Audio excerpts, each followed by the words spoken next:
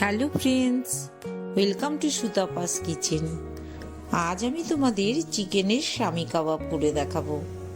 বেশ কিছুটা boneless chicken নিয়েছি, ছোট ছোট করে কেটে টুকরো করে নিয়েছি, গ্রাইন্ডারে নিয়ে নিলাম। আমি কিন্তু গ্রাইন্ড করে নিয়েছি, দেখো খুব ভালো করে থিক পেস্ট আমি চিকেনের বানিয়ে নিয়েছি।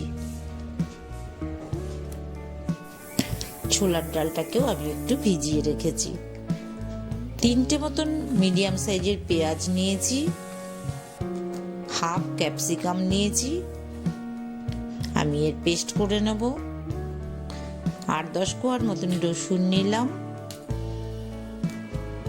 5-6টার মতন কাঁচা লঙ্কা নেব,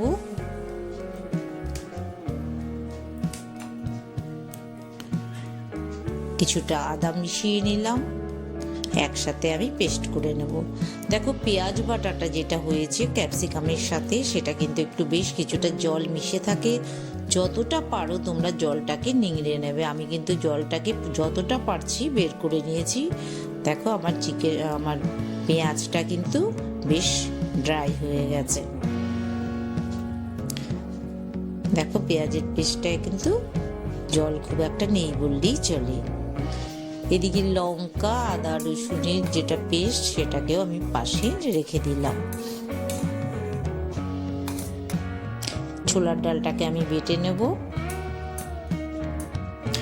একই সাথে এই মশলাগুলোকেও মিশিয়ে দিচ্ছি। খুব ভালো করে আমি একটি মিহি পেস্ট বানিয়ে নেব। শুকনো লঙ্কা, গোলমরিচ, জিরের গুঁড়ো আর ধনের গুঁড়ো হাফ থেকে 1 চামচের মতন কিন্তু আমি নিয়ে নিয়েছি। কিছুটা হাফ চামচের মতন গরম মশলাও এর সাথে মিশিয়ে দিলাম। সমস্ত মিশ্রণগুলি একসাথে নিয়ে আমি একটু মিক্সিং করে নিচ্ছি। একদম আমি কিন্তু একটা সুন্দর পেস্ট করে নেব। ছোট 2 চামচের মতন আমি কাশ্মীরি লাল লঙ্কার গুঁড়োও মিশিয়ে দিচ্ছি। 1 চামচের মতন লবণ মিশিয়ে দিলাম। দেখো আমার কিন্তু খুব সুন্দর একটা থিক পেস্ট তৈরি হয়েছে। এই দেখো আমি দেখিয়ে দিলাম। চিকেনের সাথে এই পেস্টটাকে এবার আমি মিশিয়ে দিচ্ছি, খুব ভালো করে মিক্সিং করে দিচ্ছি।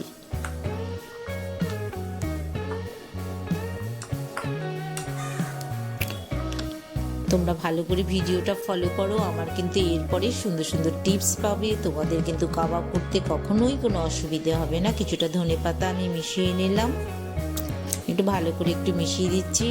ভিডিওটা কিন্তু অবশ্যই তোমরা শেষ পর্যন্ত ফলো করবে, তাহলে কিন্তু কাবাবের সুন্দর সুন্দর টিপস তোমাদের জন্য অপেক্ষা করে আছে। দেখো একটু হাতে একটু তেল মাখিয়ে নিয়েছি, সাদা তেল। এবার শেপ দিয়ে দিচ্ছি কাবাবগুলোকে। আমি একটু করে দেখিয়ে দিচ্ছি তোমাদের। এভাবে কিন্তু তোমরা করে নিতে পারো, কোনো অসুবিধে হবে না।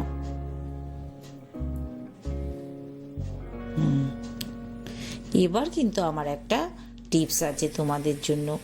আমি দেখো ব্রেড ক্রাম দিয়ে আবারও একটু থিক পেস্ট করে নেওয়ার জন্য কিন্তু আমি অন্য স্টাইলে কাবাবটা তৈরি করছি। একটু এয়ার ফ্রায়ারে আমি ব্রেডগুলোকে একটু ফ্রাই করে নিয়েছি। তোমরা গ্যাসেও একটু ফ্রাই করে নেবে, তারপর একটু গ্রাইন্ডারে পেস্ট করে নেবে।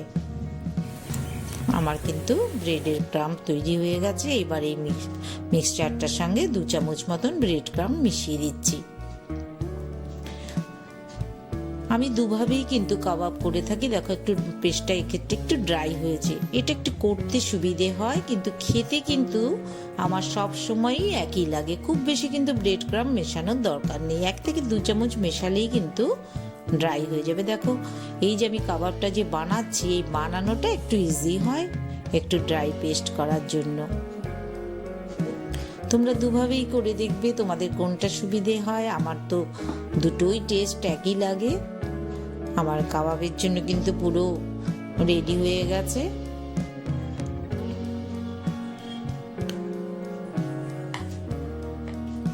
এবার ফ্রাইং প্যানের মধ্যে কিছুটা সাদা তেল দিয়ে দিলাম। খুব বেশি তেলের দরকার নেই, এটা কিন্তু শ্যালো ফ্রাই হবে। পরপর কিন্তু আমি কাবাবগুলো প্যানের মধ্যে দিয়ে দিচ্ছি।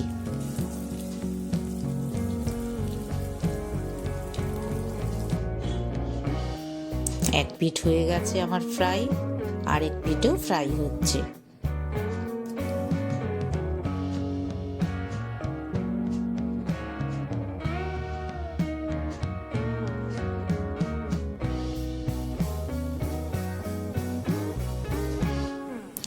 দেখো এই যে মাঝখানেরটা যেটা আছে সেটা শুধুমাত্র আমার কিন্তু ব্রেড ক্রাম্ব দেওয়া আছে, আলাদাভাবে কিন্তু বোঝাই যাচ্ছে না ডিফারেন্সটা। আমার কিন্তু ফ্রাই হয়ে এসছে, এটা শুধু ব্রেড ক্রাম্ব মেশানো আছে, আর বাকিগুলো কিন্তু আমি ছোলার ডালই শুধু করেছি। আমার কিন্তু রেডি হয়ে গেছে চিকেন কাবাব। বন্ধুরা, তোমাদের যদি আমার এই রেসিপিটা পছন্দ হয় তবে তোমরা অবশ্যই সুতপাস কিচেন সাবস্ক্রাইব করবে, ভালো লাগলে অবশ্যই লাইক করো, শেয়ার করতে ভুলো না। নতুন নতুন রেসিপি তোমরা আমাকে সাজেস্ট করতে পারো। আর শেষ পর্যন্ত দেখার জন্য অনেক ধন্যবাদ তোমাদের।